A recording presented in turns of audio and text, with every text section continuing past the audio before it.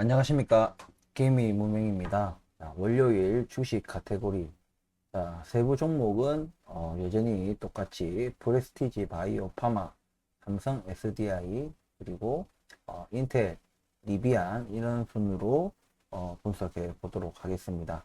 시청하시기 전에 구독과 좋아요 부탁드리겠습니다. 자, 먼저 분석하기 전에 지금 이제 미국에서도 들려오는 이제 소식이 이제 고용이 이제 탄탄하다, 생각보다 탄탄하다, 이런 얘기가 나오면서 또 이제 추가적인 이제 금리 인하에 대한 기대감이 이제 떨어졌습니다. 뭐 이거 계속해서 제가 미국 고용이 굉장히 강력하다, 단단하다. 그래서 미국 내 소비가 죽지 않는다. 그래서 금리 인하를 하면은 오히려 엄청난 인플레이션으로 이어질 수도 있다.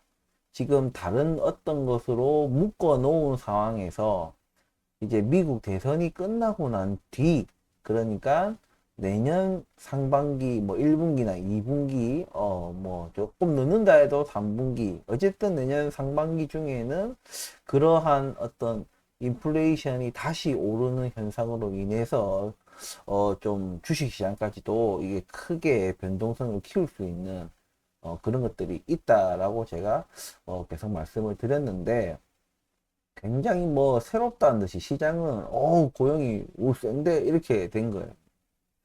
오히려 마치 좀 화들짝 약간 놀란 거지. 어? 여전히 미국 고용이 강하네? 그러면은 금리를 덜 낮추거나 안 낮추거나 더 느리게 하겠네? 이렇게. 근데 이게 진짜 몰라서 일하는 건지 진짜 연기를 하는 건지 정말 진짜, 왜냐면 시장은 똑똑하거든요. 예, 우리가 생각하는 이상으로 똑똑한 게 시장인데 최근 몇 년간을 보면은 떼쓰고 자꾸만 뭔가 자극시키고 자꾸 틀리는 거예요. 그 어떤 예상치를 뭔가 예측을 한다는 게 아니고 그냥 바램을 그냥 시장 분석이라고 내놓는 것 같아. 그런 느낌이었어. 그러니까 늘 틀리는 거야. 금리 인하도 계속 금리 인하, 이때까지 한 2, 3년간 지금 금리 인하 한다고 지금. 이제서야 내린 거야. 이걸 과연 뭐 시장이 맞췄다고 할 수 있는 것인가.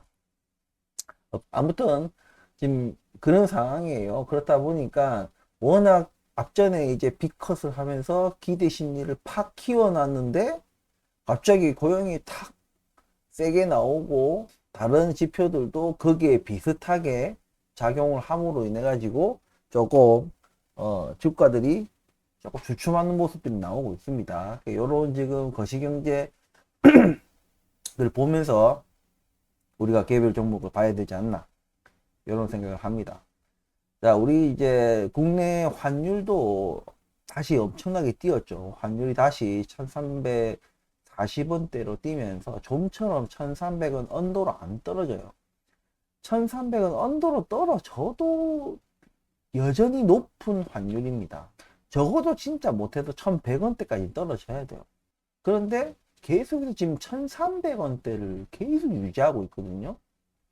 이거 굉장히 위험하다, 저는 이렇게 좀 생각이 들거든요. 근데 어쨌든 그런 것들도 어쨌든 작용을 하는 거니까 좀 우리나라 뭐 수출, 이게 여러 가지 좀 뭐 우리가 수입 물가는 높일 수 있지만 또 수출에서 또 벌어들이는 돈이 또 다를 수도 있기, 경쟁력, 수출 경쟁력 같은 거는 또 좋을 수도 있거든요. 이건 조금 더, 환율은 근데 너무 높아요. 너무 높은 상태를 너무 오랫동안 유지하고 있습니다. 분명히 이것이 우리나라의 그 뭐 물가 상승 압력이라 해야 되나? 이런 것들이 분명히 작용할 것이다. 근데 이게 우리나라도 지금, 왜냐면 기본적인 경제 논리로 뭔가 정책을 풀어내지가 않고 자꾸 이게 정치공학적으로, 예, 뭔가 이제 또 이해집산으로 이렇게 뭔가 자꾸 정책을 풀으니까 이게 자꾸만 뭐가 꼬이고 뭔가 안 좋은 것들이 자꾸 쌓이는 거예요. 엉망진창이에요, 우리나라는 사실. 지금 나라도 지금 망해가고 있고, 예, 저 재정 완전 개적자에 적자다 보니까 뭐 엉뚱한 돈, 어디에 써야 되는 돈을 다 막 쓸데없는 곳에 다 끌어다가 돈을 다 쓰고 있어요. 그러니까 참 뭐 그런 거 보면 저는 뉴스 잘 안 보거든요. 그러니까 정치 뉴스 잘 안 봐요. 예, 이게 막 뭐라 하죠? 좀 답답함이 막 이렇게 약간 정신병처럼 막 이 답답함 같은 게 막 가슴이 답답해. 그래서 안 봐요, 아예. 너무 답답하기 때문에 조금 그래서 아무튼 뭐 지금 매크로적인 거는 지금 환율도 고환율 더 다시 환율이 올랐다. 예.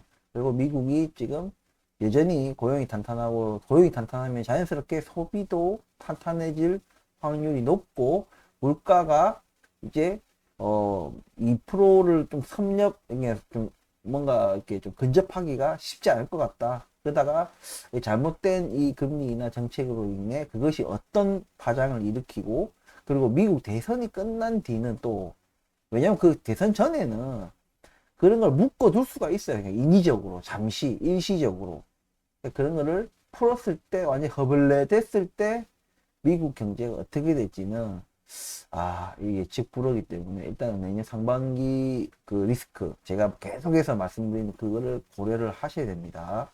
자, 먼저 이제 프레스티지 바이오 파마부터 보겠습니다. 예, 프레스티지 바이오 파마.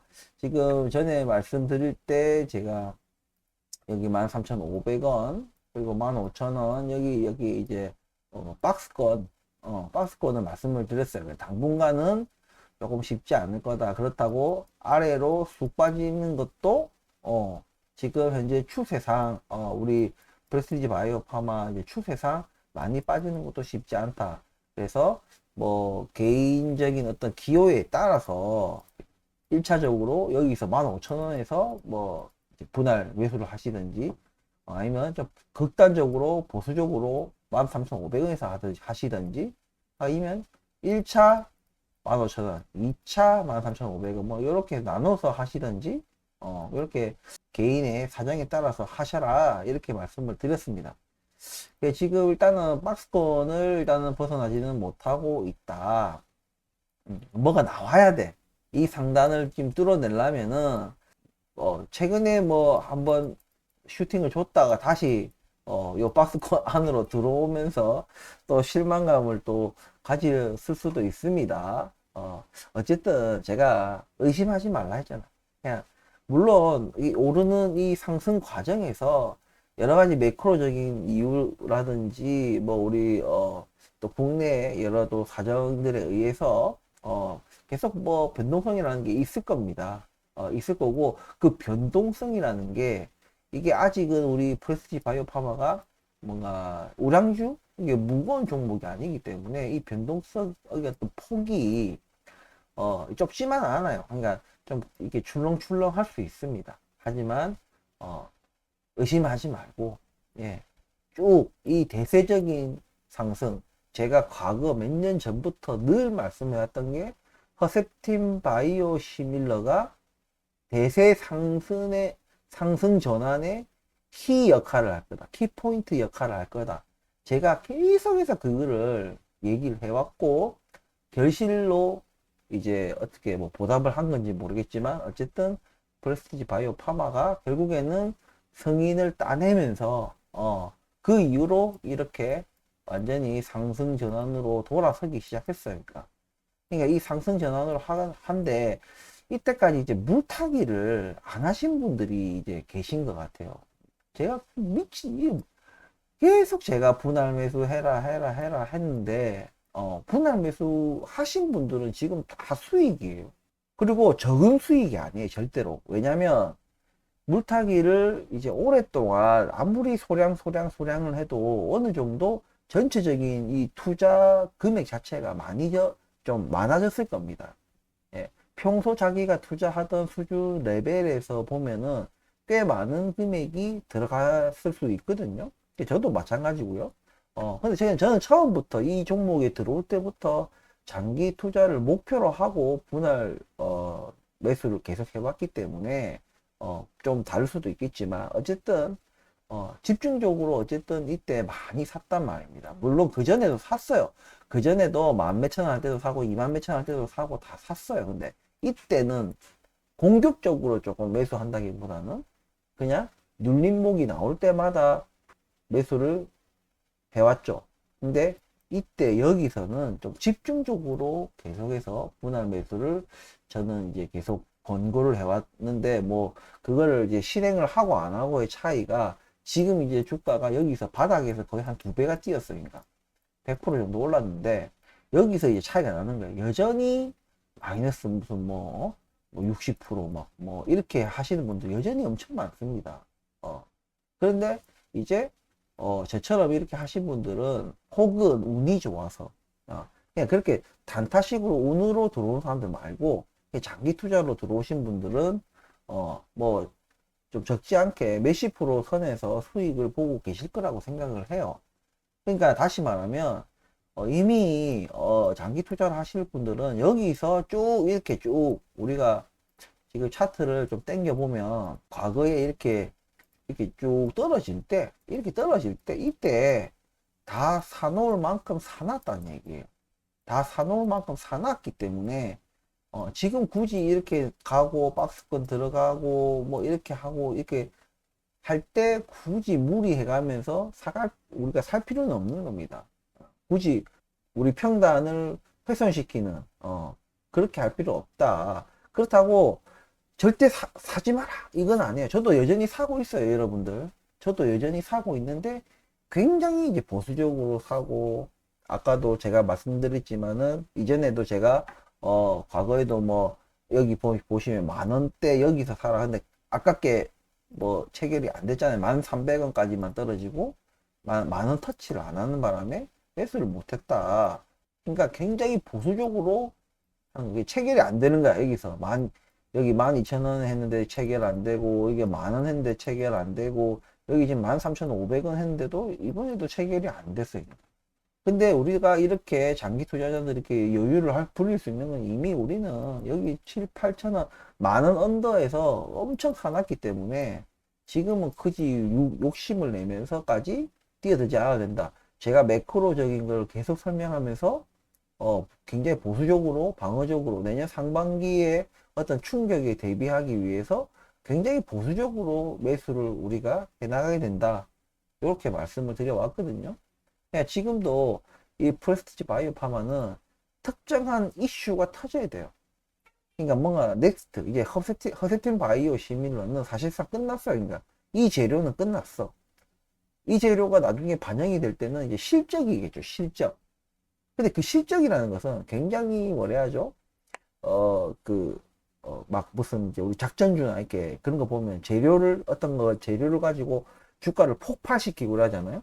그런 것이 아니라 프레스티지 바이오파마는 실적이, 퍼센트 바이오시밀러 실적이 막 발표되고 이럴 때쯤에는 그 실적에 맞게끔 그런 수준으로만 주가가 움직인다.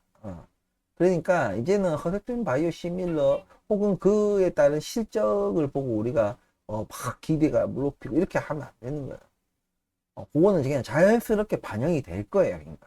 그것이 뭔가 탄탄한 어떤 캐시카우 역할을 하게 되고, 그거를 빌미로 이제 다른 파이프라인의 개발과 연구, 임상 진행 뭐 이런 것들이 원활히 될 것이다. 그게 이제 막 진짜 뭐라 해야지, 마르지 않는 샘물 같은 그런 거예요. 그러니까 그게 뭐 마르지 않는 샘물이 뭐 콸콸콸콸 이렇게 나오냐, 다른 이제 글로벌 제약사처럼 막 콸콸콸콸 이래 나오는 샘물이냐, 아니면 슥 막 이렇게 콸콸콸은 아니지만 뭐 좀 쫄쫄쫄이라도 어쨌든 마르지 않는 게 중요한 거예요. 중요한 건 아무튼 이런 상황이니까 그것을 그렇게 시각으로 봐야 되고, 우리는 허세틴 바이오시밀러의 다음을 봐야 된다. 다음에 뭐가 있어요? 아바스틴 바이오시밀러도 있고 휴미라도 있고, 그리고 제일 우리가 지금 기대감을 높이고 있는 것이 췌장암 신약이다. 췌장암 항암 신약과 췌장암 진단 키트 이런 것들에 우리가 좀 기대감을 높이고 있다. 다시 말하면 그것에 관련된 어떤 또 이슈가, 재료가 딱 터지면 15,000원 뚫고 올라가겠죠. 예. 그러니까 뭔가 이제 허셉틴 바이오시밀러 다음 게 필요하다. 뭐 허셉틴 바이오시밀러 이런 마일스톤이나 뭐 이런 거 말고, 그런 거 이제 허셉틴 바이오시밀러 관련된 거 말고, 투준유 관련된 거 말고 다음 거, 그거를 우리가 이제 봐야 되는 거예요. 그러니까 그 이슈가 터지면은 올 거다. 당연히 지금으로서는 악재가 나올 만한 게 사실상 없어요. 아니 뭐 임상이 실패했다거나 뭐 그러면 악재 아니냐. 아 물론 그렇게 되면 악재긴 한데, 그러니까 임상이 실패 할 거다라고 할 만큼의 임상이 많이 진행된 것이 아직은 없다. 그러니까 우리가 좀 단기간으로 봤을 때, 그래서 당분간은 임상 실패할 만큼의 그런 부분들이 없기 때문에 조금 이제 임상 3상이 끝나고 뭐 이제 FDA나 EMA에 뭔가 신청했을 때는 이제 그때는 조금 긴장을 해야지. 그때는 실패라는 그런 어떤 확률이 커지거든요. 그거는 글로벌 제약사도 마찬가지예요. 글로벌 제약사도 뭔가 신청, 그렇게 임상이 다 끝나고 신청했을 때 거기 승인이 떨어질 거냐 안 떨어질 거냐의 그 확률이라는 게 솔직히 실패할 확률이 굉장히 큽니다. 그거는 무슨 신약이든 신약, 바이오 시밀러 말고 신약 같은 경우에는 확률이 굉장히 높습니다. 실패할 확률이. 근데 그 전에 임상 같은 경우에는 웬만큼 얘네들이 이 후보 물질을 발견할 때부터 그 가능성이라 됩니까? 효과라 해야 됩니까? 그런 것들이 어느 정도는, 그러니까 그들로 하여금 확신이 들 정도로 굉장히 높은 확률의 어떤 성공, 그러니까 그런 것이 보였기 때문에 이거를, 이 후보 물질을 거기서 그치지 않고 계속 개발하고 임상을 진행한 거거든요. 그러니까 웬만한 것들은 보통 임상 사이에서는 다 받아요. 그러니까 임상 1상, 2상, 3상까지도 웬만하면 3상까지 다 진행됩니다. 다만 뭐 결과물이, 그 임상의 결과물이 뭐 조금 만족할 만큼 나왔다 안 나왔다, 어느 부분은 만족하는 뭐 굉장히 좋게 나왔는데 어느 부분이 조금 뜨뜨미지근하게 나왔다, 뭐 요런 결과는 있겠지만 이 실패라고 할 만큼의 결과물이 나오기는 쉽지가 않다. 그래서 지금 프레스티지 바이오 파마의 파이프라인들 중에서 이 실패라는 단어를 사용할 만큼의 어떤 그런 단계를 보여주고 임상의 결과를 보여줄 만큼의 그런 건 없다. 그래서 악재보다는 오히려 조금 호재성의 어떤 기사가 나올 확률이 높고, 지금 상황에서는 그렇다는 얘기예요. 지금 상황에서 단기적으로, 단기에서 하는 중단기 정도, 그 정도 기간 안에서는 그럴 확률이 상당하기 때문에 15,000원을 뚫고 올라갈 확률이 상당하다. 다만 우리가 말씀드렸다시피 거시적 경제 환경을 절대 간과해서는 안 된다. 그것도 내년 상반기 해봐야 이제 뭐 1분기밖에 안 남았죠. 1분기밖에 안 남았기 때문에 좀 그런 것들을 경계하면서, 내가 단타 치고 빠지고, 제가 그렇게 치고 빠지고 하는 거는 그건 신의 영역이니까 그건 알아서 도박꾼들이 알아서 하시고, 어쨌든 그것을 감안하면서 우리 투자를 해야 됩니다. 그러니까 조금 보수적이고 방어적으로 투자하는 것은 매한가지다. 예. 15,000원을 뚫고 올라갈 확률이 높지만 그래도 우리가 좋은 포지션을 유지하기 위해서, 안 올라갈 거라고 생각하면 우리가 다 팔아야지. 지금 보유중인 주식도 다 팔아야 되는 게 정상이죠. 그래서 내가 사지 않는다고 안 오를 거라고 생각하는 게 아니에요. 무슨 얘기인지 이해하셨을 거라 생각합니다.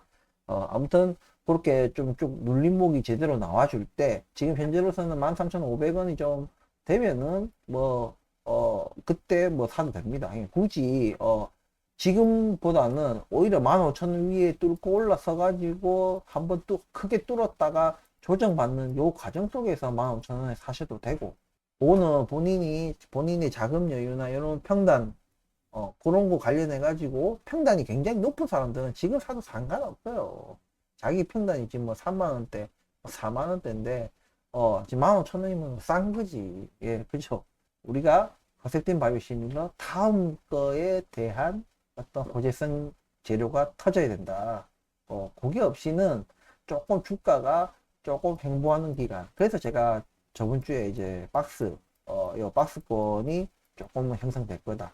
초단기적으로 이런 것이 나오기는 쉽지 않으니까 이런 것들을 감안하셔서 투자를 하시면 될 것 같습니다. 이제 프레스티지 바이오 파마는요, 제가 생각할 땐 그래요.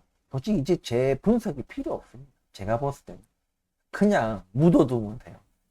묻어두면 그냥 올라가. 시간이 흐르면 그 사이에 뭐 오르고 내리고 등락하고 뭐 또 글로벌 경기가 뭐 침체되거나 또 미국 뭐 파월이 헛소리 찍찍하고 이러면은 뭐 출렁출렁 할 수도 있고 뭐 전쟁 때문에 또 출렁출렁 할 수도 있고 그럴 수 있지만은 결국에는 이 대세 전환 이 제가 허셉텐 바이오시밀러가 대세 전환의 키포인트 한다 이 키포인트 딱 이 전환을 했기 때문에 전체적으로는 그냥 우상향할 거예요. 그래서 그냥 시간만 보내면 됩니다. 그냥 제가 생각할 때는. 그러지 않을 상황, 뭐 여러 가지 상황들이 있겠죠. 뭔가 뭐 췌장암 신약이 뭐 실패했다. 뭐 어떻게 됐다. 뭐 악재성. 그러니까 이 회사에 지대한 영향을 미칠 수 있는 그 악재가 그때 돼서 뭐 분석하고 우리가 앞으로 어떻게 될 것인가, 보유를 계속 해야 될 것인가, 더 사야 될 것인가, 아니면 팔아야 될 것인가. 그건 그때 가서 고민하면 되는 거야. 사실상 지금은요. 그냥 프레스티지 바이오 파마는 그냥 하면 돼요. 거기다 플러스로 로직스 같은 경우에 이제 CDMO 이런 이제 사업에 있어가지고 좋은 환경, 주변 환경이 좀 좋아지고 있다. 뭐 미 생물보안법이라든지 뭐 중국에 대한 뭐 그런 거라든지 뭐 여러 가지들이 그래서 지금은 그냥 시간만 보내면 돼요. 솔직하게 제 입장은 그렇습니다. 그래서 매주 분석하는 게 크게 뭐 내용이 크게 달라지지는 않을 것 같아요. 프레스티지 바이오팜은 이미 우리가 좋은 포지셔닝을 했고 오랜 기간 동안 좋은 포지셔닝을 했기 때문에 이제는 그냥 시간만 보내면 된다. 예, 요렇게 저는 사실 생각하지만 또 우리 구독자분들과 시청자분들이 원하시면 계속 매주 분석을 하도록 하겠습니다. 자, 아무튼 오늘 프레스티지 바이오 파마 분석은 여기까지입니다. 자, 다음은 삼성 SDI입니다. 자, 삼성 SDI입니다. 자, 이제 최근에 이제 2차 전지들, 뭐, 삼성 SDI 뿐만이 아니라, 뭐, 전체적으로 조금, 약간 반등하는 모습 나왔지만, 또 최근에 다시 조금 조정받는 이런 모습들이 나와주고 있어요. 테슬라가 뭐 또 이번에 이제 또 폭락을 했죠. 예상치보다 뭔가 밑도는 인도 대수량, 뭐 이런 것들이 이제 신호탄이 아닌가. 이제 본격적인 전기차 수요의 감소, 그것이 이제 테슬라의 이제 왜냐면 테슬라는 그런 위험성이 굉장히 크다. 예, 제가 테슬라를 투자하지 않는 이유가 뭐라고 했습니까? 굉장히 현재의 그것보다도 너무나도 고평가된 주가가 문제다. 그리고 테슬라가 이미 1위 기업으로서 세상에 꽤 많은 이 전기차 점유율을 쫙 하고 있다가 그때는 왜냐면 추격자가 없었거든. 근데 지금은 아니란 얘기예요. 제가 투자하고 있는 리비안 뿐만이 아니라 이제 중국 업체들도 그렇고 다른 이제 내연기관차 업체들도 어쨌든 야금야금 그 점유율을 높여가고 있는 겁니다. 그러면 이 테슬라 입장에서는 너무나도 많은 점유율을 가지고 있었는데 그게 점유율이 떨어질 수밖에 없어요. 그러니까 진짜 테슬라가 진짜 무슨 완전 슈퍼 독보적인 그런 거 아닌 이상 테슬라는 제가 볼 때는 절대 독보적이지 않습니다. 그러니까 뭐 다른 이제 경쟁 차종에 비해서 절대적 우위, 절대 그들은 따라올 수 없는 그런 것들 별로 없어요. 완전 자율주행요? 완전 자율주행도 도진 개찐이에요. 그냥 상향 평준화가 지금 이루어지고 있습니다. 과거 우리가 생각해봐 안드로이드와 그 iOS를 비교해보면 처음에는 그 터치감, 그 터치의 그 부드러움이나 뭐 이런 것들이 안드로이드는 잽도 안 됐어요. 그런데 그게 불과 한 뭐 얼마 만에 금세 쫓아왔습니다. 금세 여전히 솔직히 iOS가 여전히 미세하게 부드럽긴 해도 이제 사실상 크게 체감되지 않는 수준으로 안드로이드 폰도 올라왔다. 그래서 이제는 터치감이 좋냐 안 좋냐 이거 가지고 구분하지 않습니다. 그냥 iOS는 폐쇄적이고 보안이 잘 되고 뭐 이런 쪽이고 이제 안드로이드는 그냥 개방적이고 이제 호환이 더 잘 되고 대신에 조금 보안에는 좀 취약하다. 뭐 약간 요 정도 컨셉으로 그냥 이제 양대 이제 그 모바일 시장이 나눠져 있는 거지. 왜냐면 이 아이폰이 여기서 iOS가 뭔가 더 압도적으로 안드로이드를 뛰어넘을 만한 건 사실상 없는 거예요. 하지만 그러기 위해서 노력은 하겠죠, 애플도. 그냥 마치 그런 것처럼 테슬라도 자기들도 압도적인 뭔가를 하기 위해서 이게 도전적이고 그런 것들을 하긴 하겠지만은 사실상 전기차 시장에서만큼은 근데 그 완전 자율주행이 뭐 된다. 그것도 공짜가 아니잖아. 중요한 건 완전 자율주행이라는 그 프로그램을 이용하기 위해서는 굉장한 많은 돈을 내야 됩니다. 테슬라에. 그래서 굳이 그거 필요 없는 사람은 굳이 그 돈을 내고 저 같아도 그 돈 안 낼 것 같아요. 완전 자율주행이라는 걸 저는 별로 지금 신뢰하지도 않고 원하지도 않아요. 저는 그냥 운전을 그냥 하면 됩니다.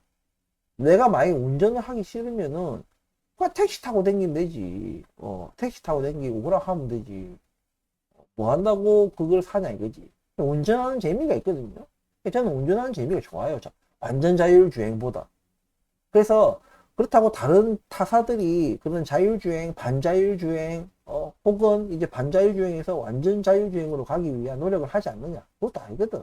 그러니까 분명히 그런 것들이 있다. 어쨌든 테슬라가 이번에 보여준 그런 점유율 하락 뭐 이런 것들이 여전히 테슬라가 1위긴 하지만 우리는 지금 현재를 봐서는 안 되고 미래를 봐야 되거든요. 테슬라 과연 지금 현재 어떤 점유율을 얼마나 지키겠느냐. 왜? 특별함이 없거든. 특별함이 있어야 점유율을 지킬 수 있어요. 높은 점유율을. 그래서 거기서 테슬라의 경쟁력이 과연 무엇인가, 독보적인 경쟁력이 무엇인가라는 사실 의구심이 있습니다. 그런데 반해서 주가는 너무 높아요.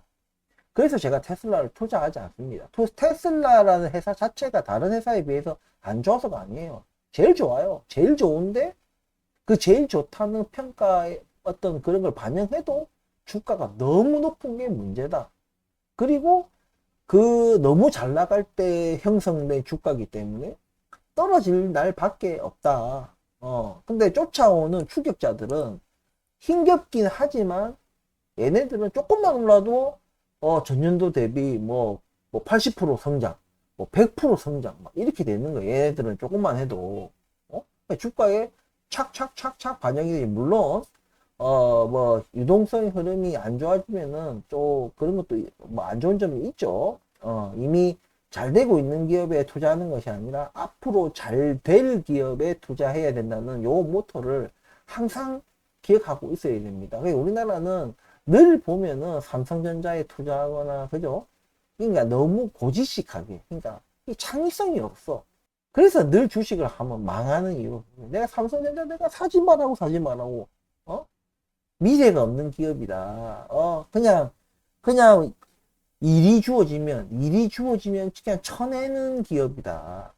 일을 쳐내는 수준. 그냥 물량이 넘쳐서 물량이 들어오면은 그 물량을 그냥 쳐내는 수준이다. 뭔가 선도해야 되는데 글로벌 기업이라면 뭔가를 선도해야 돼요. 맨날 끌리댕기잖아요. 아무튼 다시 삼성 SDI로 돌아오면 어쨌든 그런 테슬라의 어떤 전기차 수요 감소를 불러일으킬 만한 어떤 요소들이 지금 어떤 실적에 나타나면서 전기차 이제 시장에 좀 또 다른 또 한파가 올 것인가라는 생각을 하거든요. 하지만 지금 여러 가지로 지금 전기차 시장에서도 제가 과도기 이때는 이 초창기에 비해서 이 과도기에서 다음 단계로 넘어가기 위한 한 단계 업그레이드를 하기 위한 이 과도기에서는 뭐 기업들 간에 인수합병도 일어나고 못 버티던 기업은 부도 폐업 뭐 파산 신청 이런 것도 하고 막 그렇게 합니다. 근데 이 과정에서 또 있는 것이 뭔가 기술의 진일보 그래서 기술이 안 되니까 지금 뭐 중국에서는 배터리를 이제 우리 옛날에 막 삼성폰 이렇게 배터리를 이렇게 탈착식 할 수 있었잖아요. 그런 것처럼 지금 차량도 배터리를 표준화 시켜서 탈착시키는 그러니까 내가 차를 살 때 차만 사는 거야. 배터리 제외하고 그 배터리는 꼭 사지 않더라도 그냥 렌트를 한다 되나? 그냥 전기 배터리 뭐 주유소 뭐래요. 거기에 가가지고 그 배터리를 얼마 주고 완충된 배터리를 딱 결합을 시키는 거야. 그러니까 타고 가다가 한 600km, 800km 뭐 타고 가다가 이제 배터리가 다 돼가. 그러면은 거기 가가지고 그 충전소를 가가지고 다 쓴 배터리는 빼고 그거는 이제 배터리 채로 반납을 하는 거지. 반납을 하고 또 완충된 배터리를 다시 또 결합을 시키는 거야. 근데 물론 이게 간단하게 보여도 이 배터리를 표준화 시켜야 되고 차량도 거기에 맞게 표준화 시켜야 되고 어 그리고 여러 가지 또 나중에 문제들이 생길 거예요. 만약 차량이 폭발했을 때 이게 차량이 문제인지 배터리를 완충시켰을 때 잘못된 배터리, 문제가 있는 배터리를 제공한 그 충전소의 뭐 책임인지 이런 여러 가지 문제들이 생겨날 거예요. 예. 네, 그건 그때 어쨌든 그런 문제들이 있고, 그리고 지금 삼성 SDI처럼 이 배터리 자체에 어떤 고질적인 뭐 화재 위험이라든지 이런 것들을 해결하기 위해서 이제 전고체 배터리 개발, 전고체 배터리가 꿈의 배터리다. 뭐 이렇게 하면서 대신에 초기에는 비용이 비쌀 수밖에 없다. 고급차에만 들어갈 확률이 높다. 초기에는 그것이 그러니까 뭔가 보급형이 나오고 뭔가 이게 다양한 차량에 들어가야지 이제 실제 본격적인 전고체 배터리 시대가 도래하는 거지. 하지만 그게 우리가 생각하는 그 기술의 발전의 속도가 생각보다 빠르다. 예. 너무 멀게만 느끼시면 안 된다. 우리가 미래를 상상할 줄 알아야 돼요. 아무튼 삼성 SDI는 이미 과거에 제가 그런 삼성 SDI를 추천하는 그런 이유들을 이미 한 뭐 요 정도 이쯤 정도 해가지고 제가 계속해서 몇 번 얘기했기 때문에 더 이상 뭐 얘기하지 않겠습니다. 예. 그러니까 삼성 SDI는 여러 가지로 유동성 문제, 또 기술력 문제, 또 이 전기차 배터리 시장을 선도할 수도 있을 가능성이 있는 여러 가지로 그런 부분들이 있기 때문에 여전히 저는 좋게 보고 있습니다. 뭐 나중에 뭐 엉뚱한 방향으로 사업 방향을 틀면 그건 그때 가서 고민하고 지금은 여전히 저는 방향성을 좋게 본다. 다만 워낙 이제 우량주기 때문에 큰 수익을 생각하시면 안 돼요. 프레스티지 바이오파마나 다른 종목들처럼 큰 수익을 너무 욕심을 내면 안 된다. 예. 그렇게 바라보시면 될 것 같다. 자, 다음은 미국 주식 넘어가겠습니다. 자, 인텔 차트입니다. 자, 인텔. 지금 이제 뭐 어쨌든 인텔의 어떤 가치 이런 것들이 지금 재조명이 되고 최근에 저 루나 레이크가 이제 출시가 되면서 아직의 확실한 시장의 평가를 받은 상황은 아니지만 일단은 초기의 평가들은 굉장히 좋다. 지금 현존하는 어떤 AMD 칩이나 퀄컴 칩에 비해서 굉장히 지금 좋고 거의 뭐 애플 이제 이제 M 칩 시리즈에 준할 만큼의 그런 것들 나온다. 저전력 굉장히 초저전력의 그 가운데서도 성능은 굉장히 수준급으로 그만한 수준급으로 나오기 때문에 퀄컴은 거의 뭐 아예 이제 비교 대상 축에도 못 끼고 AMD도 AMD에서 나오는 최고 칩에 비해서도 루나 레이크가 조금 반 단계나 한 단계는 위에다. 그러면서 오히려 이제 애플의 이제 M 칩이랑 막 비교를 하는 수준까지 나오고 얘기가 나오고 있어요. 실질적으로는 이제 우리 노트북이나 이런데 이제 탑재가 돼가지고 거기서 나오는 성능을 이제 봐야 되겠지만은 지금 이제 나오고 있어요. 지금 예 나오고 있고 실제로 미국에서는 미국 이제 뭐 유튜버들이나 이런 데서는 계속 평가가 나오고 있다. 근데 굉장히 좋다. 여전히 이 CPU 시장에서의 어떤 칩은 인텔이 아직 제가 늘 말했지만 저력이 있는 거예요. 얘들이 한 게 루나 레이크는 하면서 뭔 거예요? 그냥 TSMC에 맡긴 거 밖에 없어요. TSMC에 맡긴 거 말고는 크게 뭐 그런 게 없습니다.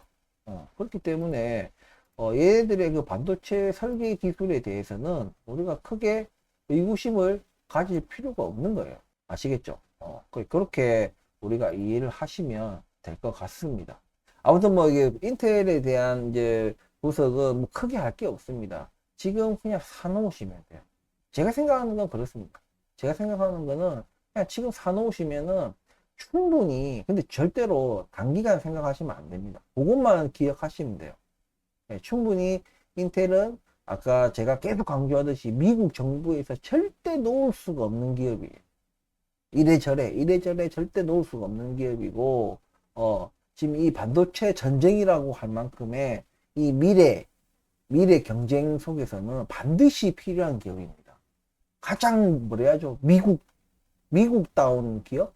미국에서 태어나서 가장 뭔가 미국과 뭔가 좀 AMD는 뭐 조금 이제 그 CEO 또 약간 아시아계고 막 이래가지고 조금 그런 게 있잖아요. 그런데 인텔은 진짜 뭔가 뼛속까지 미국이라는 그게 있고, 미국 정부에서도 그냥 티나게 인텔을 밀어주고 있어요.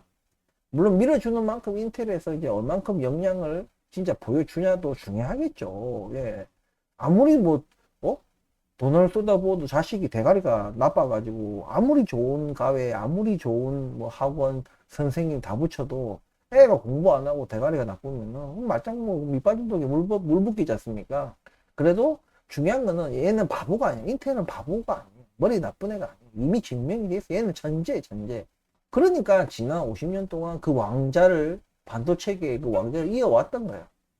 그거를 절대 무시하면 안 된다. 좀 잠시 그냥 미래 시장 판도를 잘 못 읽어서, 왜냐면은 CEO라는 게 이제 우리나라는 그게 좀 다르잖아요. 오너가 이제 경영을 하고 하는데, 외국은 다 CEO 경영을 한단 말입니다. CEO를 잘못 앉혀놓으니까 CEO가 이 잘못된 CEO가 좀 엉뚱하게 회사를 끌어가면서 회사가 이 꼴이 됐지. 아무튼 인텔은 분명히 긍정적인 방향으로 흘러갈 것이고, 거기에 미국 또 정부가 여러 가지 제도적인 거나 뭐 법적인 거나 또 재정적인 거나 여러 가지로도 많이 밀어줄 것이다. 또 외교적인 것까지 미국에서 전폭적으로 밀어줄 것이기 때문에 저는 굉장히 긍정적으로 보고 있고, 좀 그때그때마다 만약 지금처럼 이렇게 조정이 있을 때마다 저는 적극적으로 매수를 이어갈 겁니다. 자, 아무튼 요런 스탠스를 가지고 있으니까 여러분들도 참고하셔서 투자를 이어가셨으면 좋겠다.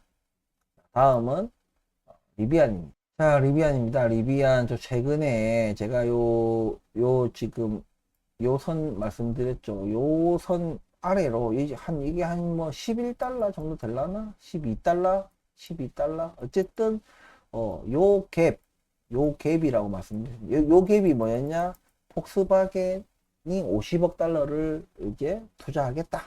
요걸로 이제 이때 갭을 띄었죠.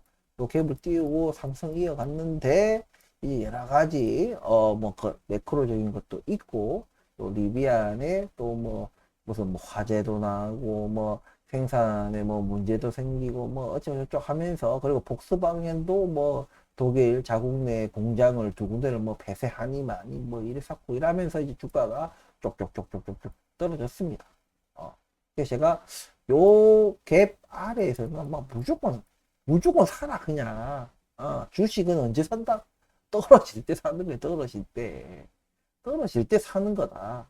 저도 이번에 제가 앞전에 말했을 때 11점 뭐 얼마였죠? 기억이 안 난다. 11.2 뭐싱 2 뭐에 이때도 사고, 또 10점 또 뭐 7, 8인가에 또 사고, 또 이번에 얼마에 샀냐면 또 9.89에 또 샀어요. 9.89에 또 매수를 또 했습니다. 그러니까 요 언더에서는 그냥 쭉쭉쭉 사는 거예요. 예. 저는 딱 실천을 하지 않습니까, 저는. 나중에 주가가 막 튀고 나서 후회하지 말라 이겁니다. 튀고 나서 사도 늦지 않다.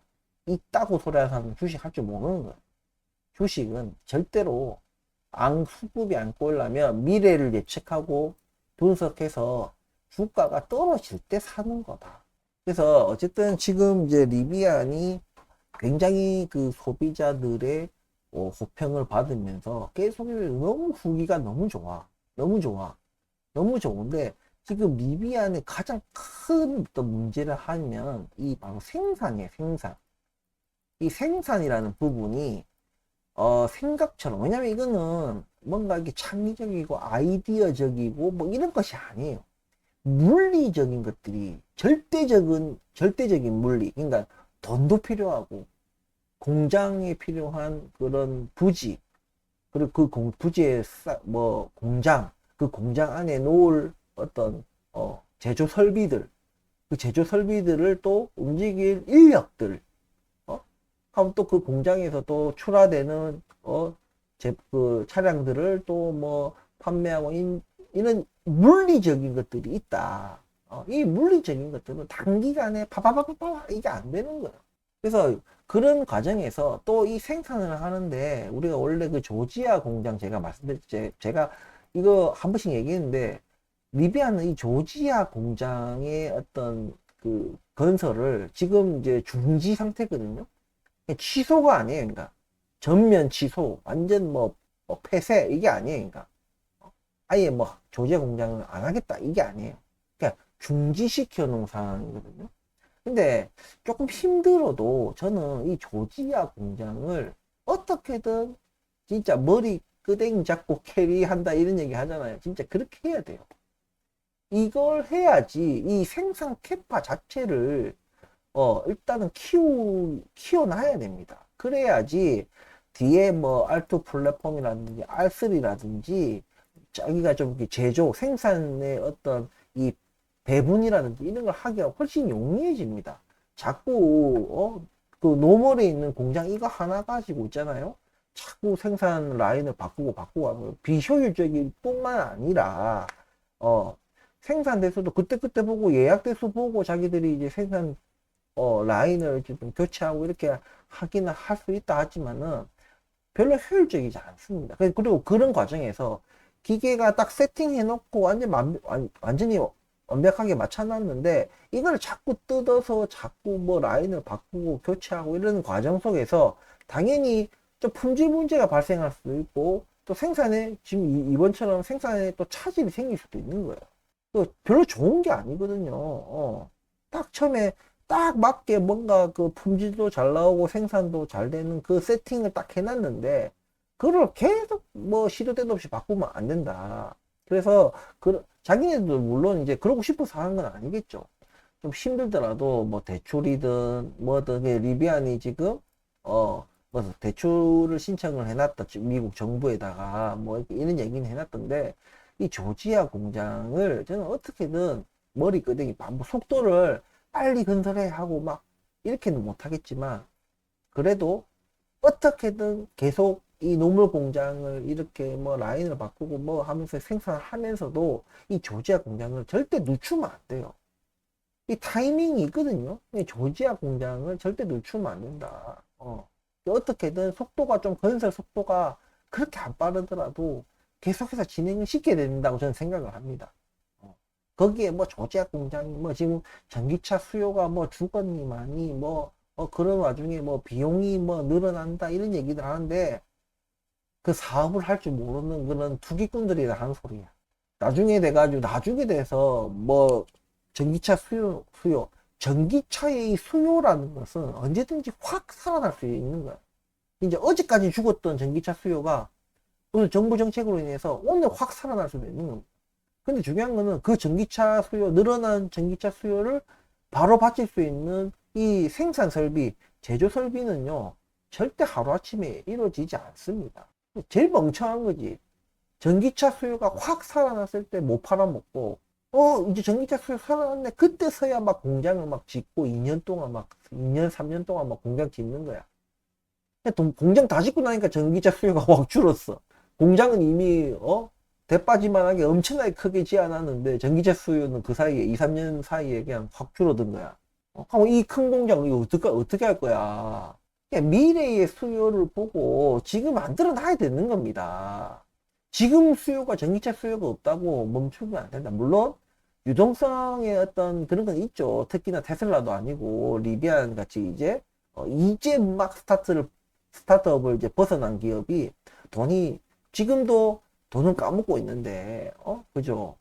그럼 이게 가속이 붙으면 뭔가 더 이제 이제 현금이 없다 보니까 좀 위기에 대응할 좀 역량이 많이 떨어진다. 이러면서 또 주가 또 떨어지겠지. 그래서 이런 대출 문제. 근데 이제 주가가 이제, 금리가 이제 어쨌든, 인하 국면에 들어섰기 때문에 속도의 문제이긴 하지만 어쨌든 인하됐기 때문에 전보다는 자금 조달에 조금 유용하다. 그리고 리비아 아니면 충분히 대출하는데 크게 문제가 되겠느냐.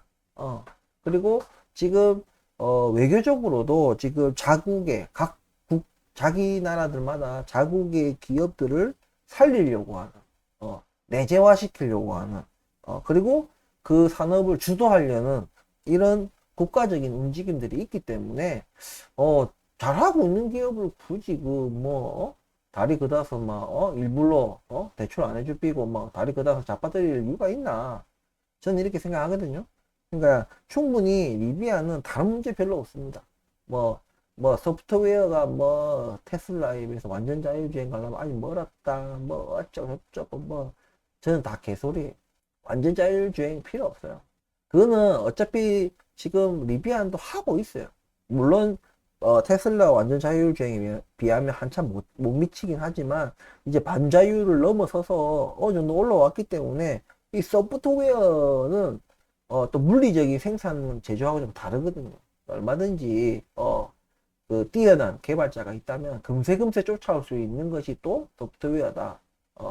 근데 역량이 안 되면요, 제조 설비는 물리적인 시간이 딱 그냥 들어가면은 공장이 지어지고 차가 생산되고 하는 건데, 이 소프트웨어적인 거는 개발자가 역량이 되면 얼마든지 단기간에 만들어낼 수 있는 거고, 개발자가 역량이 안 되면요 100년 200년이 흘러도 절대 소프트웨어는 안 됩니다. 이런 부분들이 있다. 그래서 너무 리비안의 그 소프트웨어적인 부분을 과소평가할 단계도 아니고 과대평가할 단계도 아니에요. 중요한 거는 이 차의 본질, 차에 안전해야 되고, 잘 굴러가야 되고, 잘 작동해야 되고, 내구성 좋아야 되고, 이게 기본적인 거지. 완전 자율이라는 것은, 완전 자율 주행 기능이라는 것은 옵션일 뿐이다. 그거는 또 사람들마다 기호가 다르고, 물론 테슬라가 로보택시니 뭐니 이런 거에 이렇게 할 수도 있겠지만, 그 로보택시도, 당연히 또 아직은 그런 과도기가 필요하겠죠. 출시하자마자, 시행하자마자 착착착착 돌아가지는 않을 겁니다. 사고 나고 사람 죽고 이러다 보면 또 법적인 문제도 있고 여러 가지 문제들이 또 시행착오들을 또 겪으면서 법과 제도를 또 정비하고 이 로보택시 이거를 계속 할 것인가 말 것인가, 또 가면 테슬라는 또 거기에 의한 또 데미지를, 또 금전적 데미지를 또 입을 것이고, 여러 가지 그런 것들이 아직은 명확하게 흘러갈 그런 건 아니에요. 그 사이에 다른 이제 리비안 같은 이런 추격자들이 쭉 쫓아오는 겁니다. 물론 여기 쫓아오는 사람들도 리비안이 했던 그런 것들을 다 거쳐야 되겠지만, 이미 리비안이 먼저 한번 이렇게 했기 때문에 이 뒤에 추격자들은 리비안만큼의 시간을 소비하지는 않습니다. 그러니까 지금 리비안이 지금 성장하고 있는 속도를 보면 테슬라가 이제 수익권으로 돌아서기 전에 그 안 좋았던 부도 직전까지 갔던 그런 것보다는 리비안이 훨씬 좋은 환경과 아주 빠른 속도로 성장을 하고 있다. 그때의 전기차 환경, 그 테슬라 갈 때는 인프라도 약하고 충전소도 없고 배터리도 후지고 좋을 게 별로 없었어. 근데 지금은 테슬라가 이렇게 성장하던 시절과 다르다. 굉장히 지금 소프트웨어적인 것이나 하드웨어적인 것이나 인프라적인 것이나 법과 제도나 이런 것들이 그전보다도 훨씬 더 진보되어 있는 상황이기 때문에 좀 그보다는 테슬라가 겪었던 그런 것보다는 리비안이 그런 것을 굉장히 많이 단축시키면서 추격해 갈 것이다.